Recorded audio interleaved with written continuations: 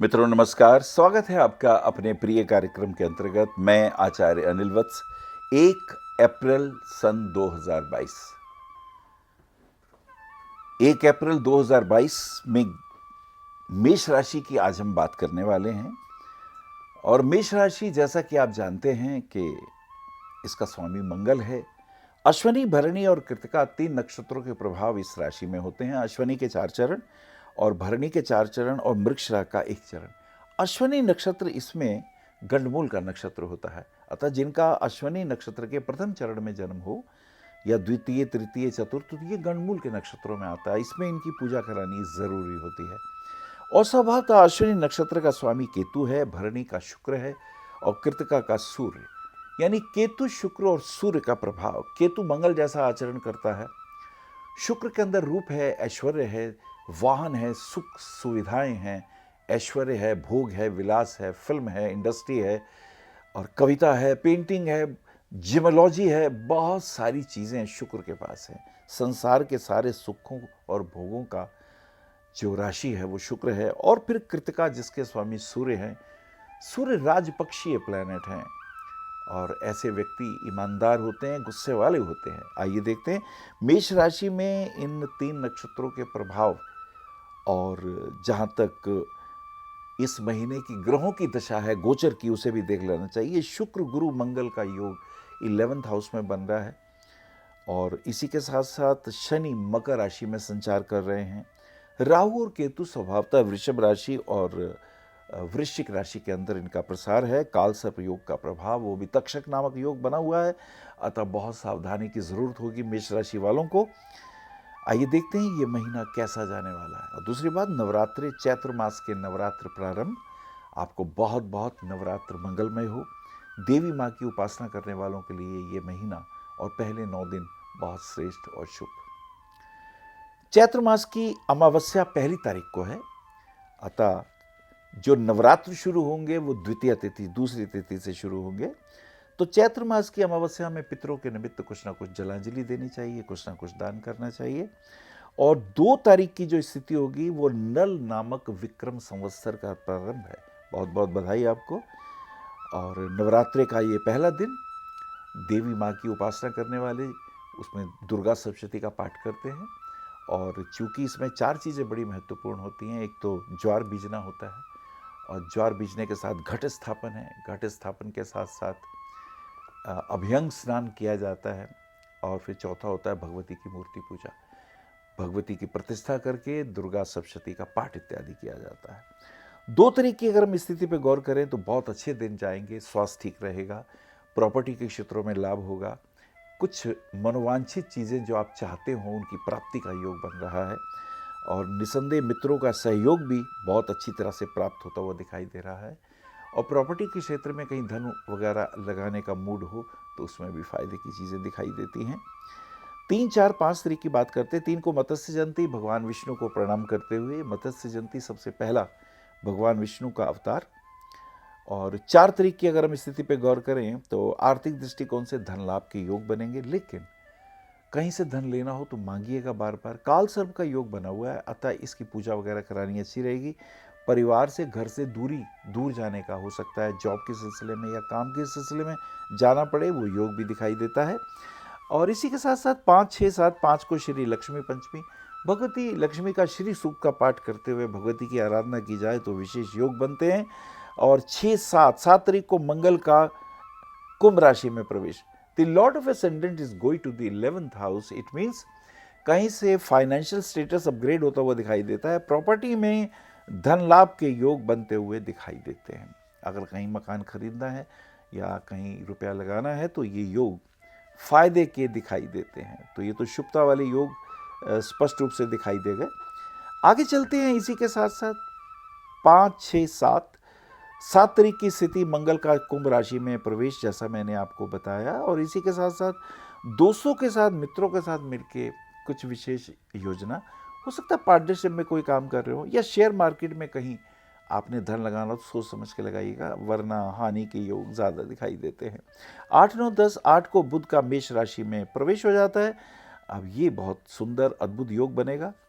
बुध का मेष राशि में प्रवेश मेष राशि वालों के लिए बुध जो होता है तृतीयेश और षष्ठेश होता है, अतः स्वास्थ्य का ध्यान रखिएगा, स्किन इन्फेक्शन ना आए, फाइनेंशियल दृष्टिकोण से कहीं देनदारी की स्थितियां ना हो, उसका आप भली भांति ध्यान रखिएगा।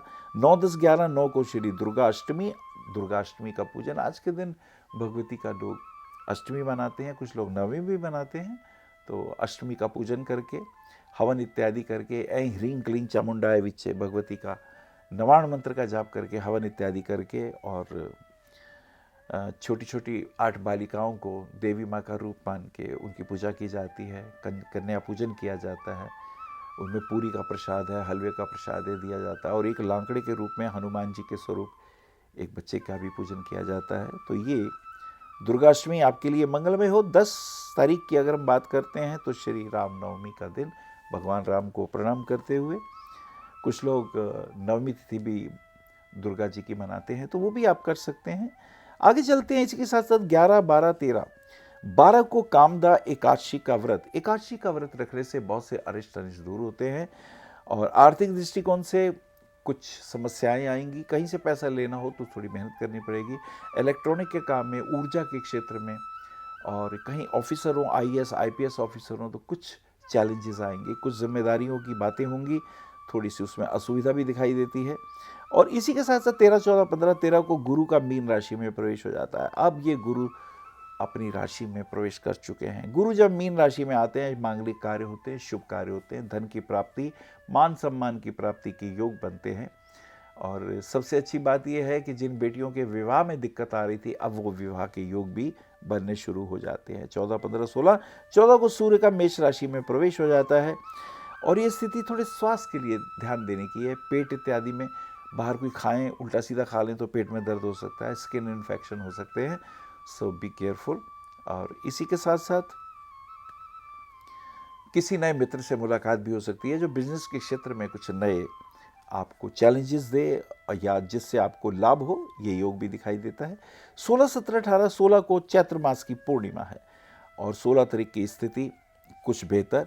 फिल्म उद्योग में, पेंटिंग के काम में, डिज़ाइनिंग के काम में, ज्वेलरी के काम के अंदर कुछ नए समीकरण, खाने पीने के उद्योग में, गल्ला इत्यादि के सेल परचेज में, चावल की खेती में, जल इत्यादि के उद्योग में विशेष फायदे के योग। परफ्यूम के बिजनेस में भी बहुत अच्छे योग दिखाई देते हैं। इवेंट शो के अंदर भी रिजल्ट अच्छे आएंगे और यदि आपकी पेंटिंग की कोई एग्जीबिशन है तो उसमें भी रिजल्ट पॉजिटिव आते हुए दिखाई देते हैं। 17, 18, 19, 18 तारीख की अगर हम बात करते हैं तो थोड़ा स्वास्थ्य का ध्यान रखिएगा, फास्ट ड्राइविंग से बचिएगा और इसी के साथ साथ प्रॉपर्टी की सेल परचेज में थोड़ा सा सावधानी बरतने की ज़रूरत है।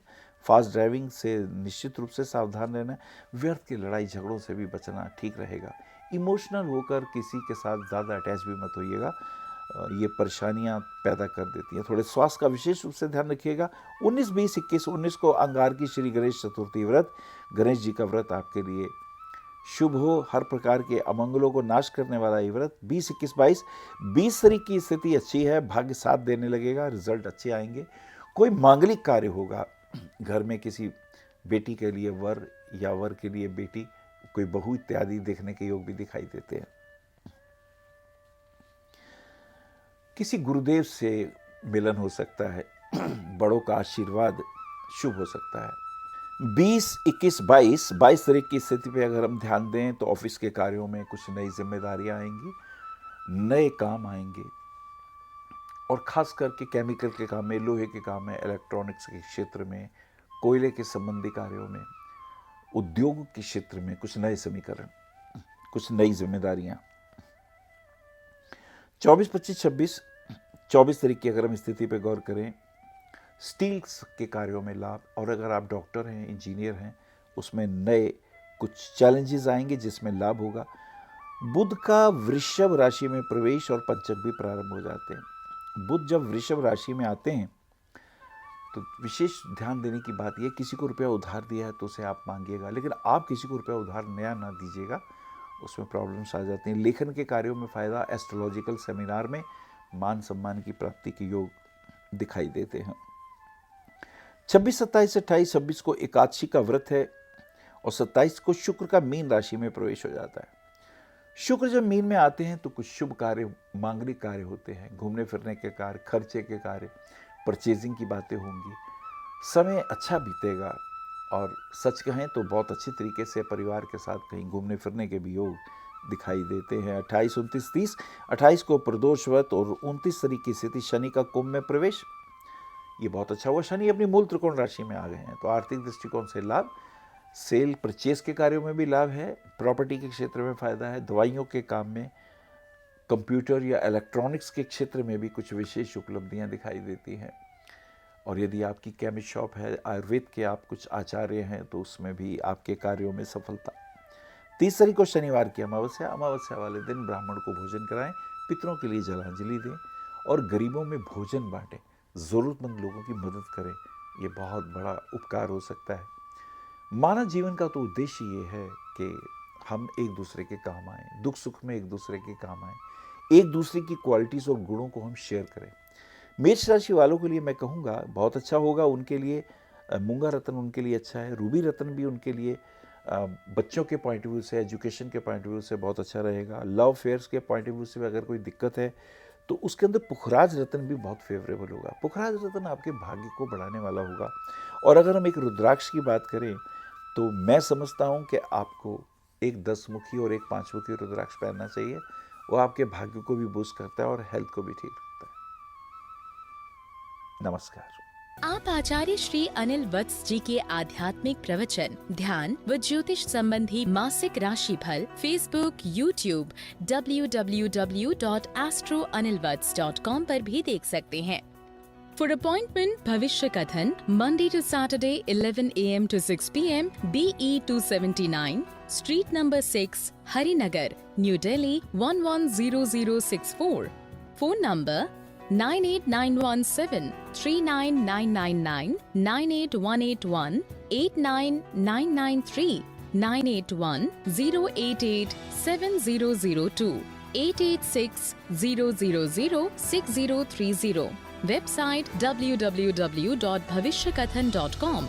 Acharya Anil Vats @gmail.com.